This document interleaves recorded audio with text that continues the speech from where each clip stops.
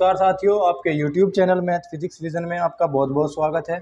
साथियों, आज हम पढ़ने वाले हैं 12th क्लास का चैप्टर नंबर 6 अवकलन के अनुप्रयोग का सेकंड क्वेश्चन। इससे जस्ट पहले वाली वीडियो के अंदर साथियों हमने फर्स्ट क्वेश्चन कंप्लीट किया था। आप प्लीज़ डिस्क्रिप्शन में जाकर वो वीडियो ज़रूर देख के आए कि जो इसका फर्स्ट पार्ट है वो ज़रूर देखें आप, तभी आपकी समझ में अच्छे से आएगा। वो वीडियो साथियों ज़्यादा बड़ा ना हो के थोड़ा सा ही है, ज़्यादा बड़ा नहीं है, लगभग वो 11 मिनट का वीडियो है। आप प्लीज़ उस वीडियो को देखकर ज़रूर आए, तभी आपकी समझ में क्वेश्चन अच्छे से आने वाला है। अब चलिए बिना किसी देरी के स्टार्ट कर लेते हैं कि दूसरा क्वेश्चन हम कैसे करते हैं। साथियों, दूसरा क्वेश्चन है इसका, इस एक्सरसाइज का दूसरा क्वेश्चन है साथियों कि इसमें बोल रखा है कि एक घन का आयतन 8 सेंटीमीटर क्यूब पर सेकंड की दर से बढ़ रहा है। साथियों, जब आप इस एक्सरसाइज के क्वेश्चन करते हो तो आपको इस बात का विशेष ध्यान रखना है कि जो इसने दे रखा है, चाहे वो क्षेत्रफल हो चाहे वो आयतन हो, वो बढ़ रहा है या फिर घट रहा है। ठीक है, इसने बोल रखा है कि एक घन है, घन का मतलब है कि हमने चित्र बना रखा है ऑलरेडी, ये घन का है। इसने बोल रखा है कि किसी घन का आयतन 8 सेंटीमीटर क्यूब पर सेकंड की दर से बढ़ रहा है। पृष्ठ क्षेत्रफल किस दर से बढ़ रहा है, ये हमें इस क्वेश्चन के अंदर फाइंड करना है, निकालना है। और इसने बोल रखा है कि जबकि इसके किनारे की लंबाई 12 सेंटीमीटर है, यानी इसका मतलब है कि ये जो किनारा है साथियों, इसकी लंबाई इसने दे रखी है कि वो 12 सेंटीमीटर है।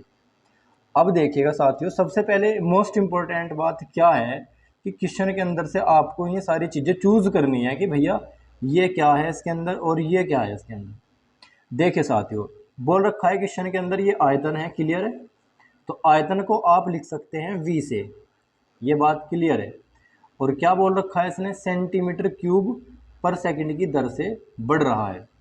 देखिए साथियों, dv और नीचे की साइड क्या दिखाई दे रहा है, सेकंड। तो इसका मतलब आपको यहाँ लगाना है dt बराबर प्लस का 8 सेंटीमीटर क्यूब पर सेकंड।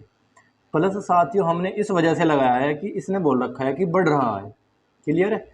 अब देखिए साथियों, उसने क्या पूछ रखा है कि पृष्ठ क्षेत्रफल किस दर से बढ़ रहा है, यानी हमें इसके अंदर ये निकालना है D a upon D T. साथियों, किसके सापेक्ष अवकलन करना है वो हमें यहाँ से पता चलता है, जो इसने बाय में देकर रखता है, जो बटे के अंदर होता है, सेकंड है। तो सेकंड से साथियों हमें ये पता चलता है कि भैया समय के सापेक्ष अवकलन करना है। ठीक है, अब इसने एक चीज़ और भी दे रखी है हमें कि जो किनारे की लंबाई है साथियों वो 12 सेंटीमीटर है।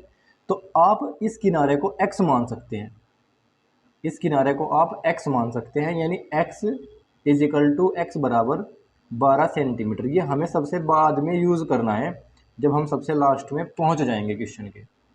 अब साथियों, सबसे बड़ा क्वेश्चन ये है कि सबसे बड़ी प्रॉब्लम ये है कि हम सूत्र कौन कौन से इस्तेमाल करें इसके अंदर। तो वो बिल्कुल इजी है साथियों। सूत्र कौन से इस्तेमाल करने हैं हमें, एक तो इसने बोल रखा है आयतन और एक बोल रखा है क्षेत्रफल।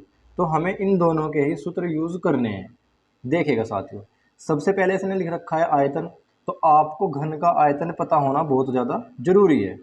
घन का आयतन, घन का आयतन, घन का आयतन साथियों बिल्कुल इजी है। इसके अंदर का जो फॉर्मूला है साथियों वो है कि घन का, चाहे तो आप ऐसे भी लिख सकते हैं x की पावर 3, ऐसे भी आप लिख सकते हैं। क्यूब लगाना है आपने, बस और कुछ नहीं करना। और आयतन को आप लिख सकते हैं साथियों v से, क्लियर है। यानी हमें यहाँ से क्या पता चल गया है, अब यहाँ से पता चल गया है कि v बराबर है x की 3।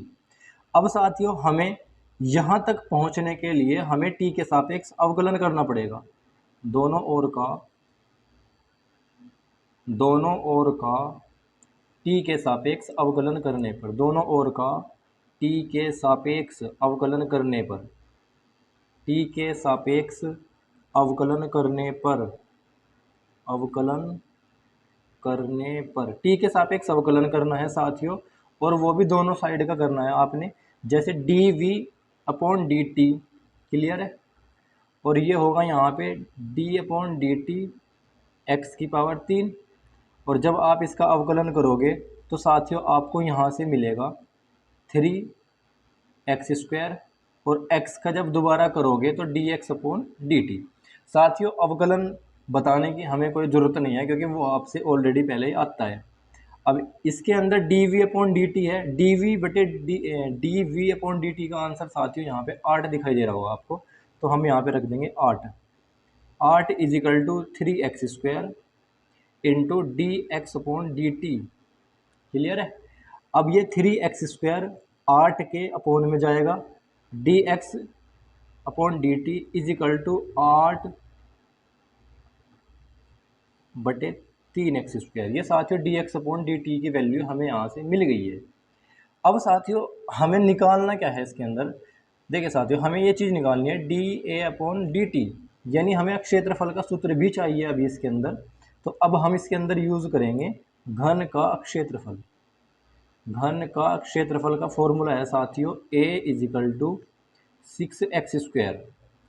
ठीक है साथियों, फॉर्मूला याद करने की आपको कोई ज़रूरत नहीं है, मैं आपको एक ट्रिक्स बताता हूँ यहाँ पे। घन के अंदर साथियों अगर आप ध्यान से देखोगे 6 फलक होते हैं। इन 6 फलक्स को साथियों आप 6 वर्ग भी मान सकते हैं। देखिए साथियों, ये इसका 1 वर्ग, ये इसका 2 वर्ग, और ये पीछे की साइड 3 वर्ग, 4 वर्ग, और 2 साइडों में भी हैं, यानी 6 फलक हैं, तो 6 वर्ग मान सकते हैं। और एक वर्ग का साथियों जो क्षेत्रफल होता है एक वर्ग का, वो होता है साथियों भुजा का स्क्वायर।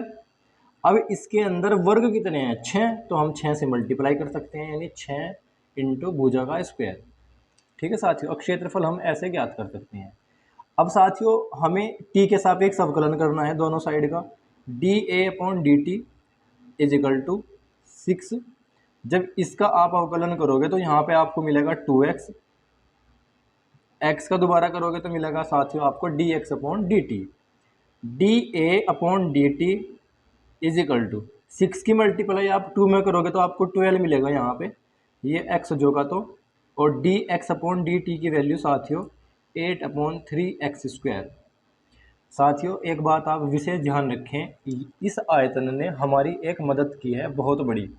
ये जो आयतन दे रखा है क्वेश्चन के अंदर, इसने हमारी मदद की है D x upon D T को निकालने में। अगर साथियों मेरे पास D x upon D T ना होता तो हम यहाँ पे वैल्यू कहाँ से पुट कर दे, कहाँ से रखते इसके अंदर।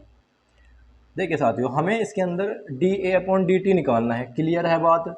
तो D a upon D T तो हम डायरेक्ट भी निकाल सकते थे यहाँ पे अवकलन करके, पर एक प्रॉब्लम है यहाँ पे, D x upon D t की वैल्यू हम कहाँ से रखते हैं यहाँ।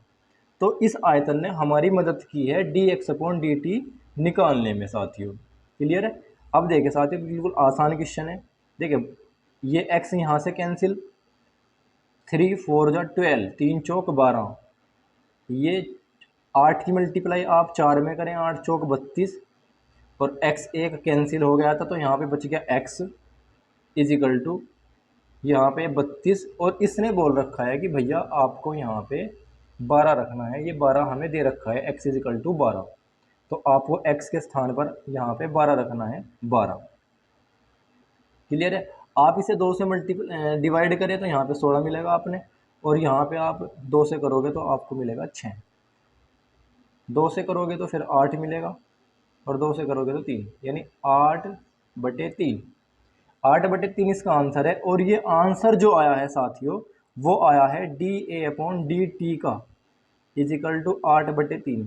साथियों एक बात का आप विशेष ध्यान रखें, अगर आपको एग्ज़ाम के अंदर इस क्वेश्चन के अच्छे नंबर लेने हैं तो आपको ये आंसर इस टाइप में ला के दिखाना पड़ेगा, जैसे इसने लिख रखा है सेंटीमीटर क्यूब पर सेकंड। अब आपको साथियों इसका मात्रक पता होना जो चाहिए कि अक्षेत्रफल का मात्रक क्या होता है। अक्षेत्रफल का मात्रक होता है साथियों सेंटीमीटर का स्क्वायर प्रति, नीचे की साइड आपको क्या दिखाई दे रहा है टी, यानी यहाँ पे आ जाएगा सेकंड। क्लियर है। तो ये इसका बिल्कुल प्योर आंसर है। यहाँ तक आपको एग्ज़ाम के अंदर करना है अगर नंबर अच्छे लेने हैं तो। अब चलिए बिना किसी देरी के साथियों हम थर्ड क्वेश्चन पर चलते हैं कि थर्ड क्वेश्चन कैसे कंप्लीट करेंगे। बिल्कुल अच्छे से समझेंगे साथियों, वीडियो को कंप्लीट देखना, और मैं आपको विश्वास दिलाता हूँ कि आपकी समझ में एक एक स्टेप आने वाला है। वीडियो में आप लास्ट तक बने रहिएगा साथियों। तीसरे क्वेश्चन के अंदर क्या बोल रखा है कि एक वृत्त की त्रिज्या समान रूप से 3 सेंटीमीटर पर सेकंड की दर से बढ़ रही है। साथियों इसका मतलब ये है साफ साफ कि त्रिज्या बढ़ रही है, तो त्रिज्या को आप r से लिख सकते हैं। और किसके सापेक्ष बढ़ रही है, समय के, तो इसका मतलब ये है साथियों कि इसे हम dr/dt बराबर 3 सेंटीमीटर पर सेकंड लिख सकते हैं। यदि क्वेश्चन के अंदर ये दिया होता कि वृत्त की त्रिज्या, जैसे ये दे रखा है साथियों कि वृत्त की त्रिज्या 10 सेंटीमीटर है, इसने डायरेक्ट बोल रखा है कि ये सेंटीमीटर है, तो हम इसे लिख सकते हैं कि r बराबर है इसमें 10 सेंटीमीटर। अब इसने बोल रखा है कि त्रिज्या बढ़ रही है, बढ़ने का मतलब साथियों है कि परिवर्तन हो रहा है त्रिज्या के अंदर, तो इस वजह से हमने इसे लिख दिया dr/dt। टी इस वजह से आया है साथियों क्योंकि यहाँ पे आपको सेकंड दिखाई दे रहा है। अब हमें इसके अंदर क्या करना है, क्वेश्चन के हमें बोल रखा है कि अक्षेत्रफल किस दर से बढ़ रहा है। इस लाइन का मतलब है साथियों कि हमें क्वेश्चन के अंदर dA/dt की वैल्यू निकालनी है। क्लियर है।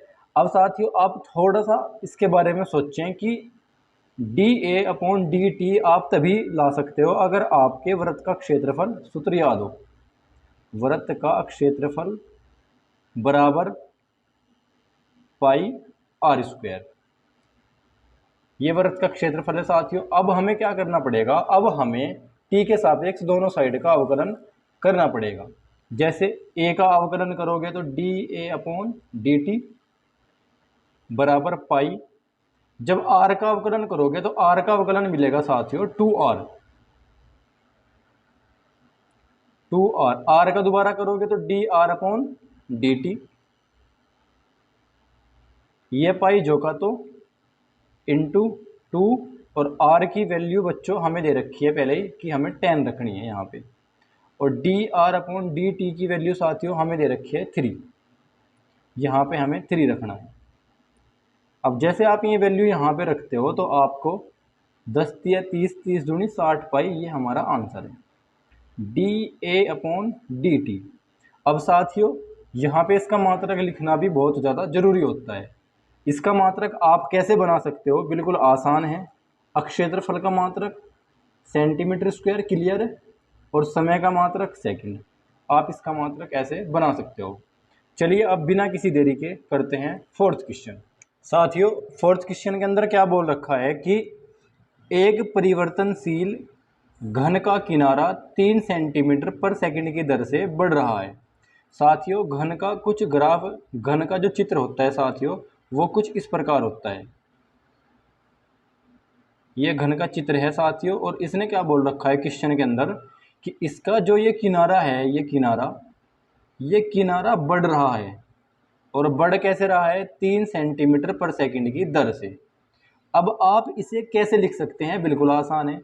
ये किनारा बच्चों आप किनारे को x से रिप्रेजेंट कर सकते हो, x से व्यक्त कर सकते हो कि जो हमारा किनारा है वो x सेंटीमीटर है, सपोज करो, मान लो। तो आप इस चीज़ को आप ऐसे लिख सकते हो कि dx/dt बराबर 3 सेंटीमीटर पर सेकंड। t इस वजह से आया है साथियों क्योंकि नीचे की साइड यहाँ पे सेकंड दे रखा है, और ये किनारा बढ़ रहा है, इस वजह से आप यहाँ पर प्लस के चिन्ह का इस्तेमाल करोगे। अब इसने क्या बोल रखा है क्वेश्चन के अंदर, आप थोड़ा गौर से पढ़िएगा। घन का आयतन किस दर से बढ़ रहा है, यानी हमें निकालना है इसके अंदर, ये निकालना है dV/dt, ये हमें इसके अंदर फाइंड करना है, ये इसका मान निकालना है। तो साथियों आप खुद ही सोच के देखें ये बात कि भैया dV/dt आप तभी ला सकते हो अगर घन का आयतन आपके याद हो। तो घन का आयतन v बराबर x की पावर 3। अब घन का आयतन भी याद है आपके। अब dV/dt आप कैसे ला सकते हैं, बिल्कुल आसान है। दोनों ओर का t के सापेक्ष अवकलन करना है आपको। dV/dt बराबर x की पावर 3 का जैसे अवकलन करोगे साथियों तो होगा 3x स्क्वायर, x का दोबारा करोगे तो होगा dx/dt 3, और x के स्थान पर आप 10 रख सकते हैं क्योंकि क्वेश्चन के अंदर बोल रखा है कि भैया x बराबर है 10 सेंटीमीटर। आप यहाँ पर 10 सेंटीमीटर रख सकते हैं। मुझे उम्मीद है साथियों यहाँ तक आपकी समझ में आया होगा, और मेरी आपसे हाथ जोड़कर रिक्वेस्ट है कि आप वीडियो को पूरा देखें, तभी आप अच्छे से समझ पाओगे। x की वैल्यू आप यहाँ पर 10 रखें, और 10 का आप जैसे स्क्वायर करोगे तो साथियों ये हो जाएगा 100। dx बटे dt की वैल्यू आपको दे रखी है 3, तो आप यहाँ पे इसकी वैल्यू यहाँ पे रखोगे 3। अब 3 3 9 और 9 की गुणा आप 100 से जैसे करोगे तो यहाँ से आंसर मिलेगा 900। अब ये 900 जो आंसर आया है साथियों, ये आया है dv बटे dt। यहाँ पे क्या निशान है? प्लस का। तो ये प्लस का निशान साथियों हमें ये चीज़ बताता है कि ये जो आयतन है ये बढ़ रहा है। अगर आपका आंसर माइनस में है तो आप ये मत समझना कभी भी कि भैया आयतन तो माइनस में होने का ही नहीं, आयतन माइनस में कभी नहीं होने का। बट एक कंडीशन है, माइनस से सिर्फ ये पता चलता है कि आयतन बढ़ रहा है या फिर घट रहा है। अब इसका मात्रक आप कैसे लिख सकते हैं? आयतन का मात्रक सेंटीमीटर क्यूब और समय का मात्रक सेकंड। तो ये इसका फाइनल आंसर है साथियों। वीडियो देखने के लिए साथियों आपका बहुत बहुत धन्यवाद।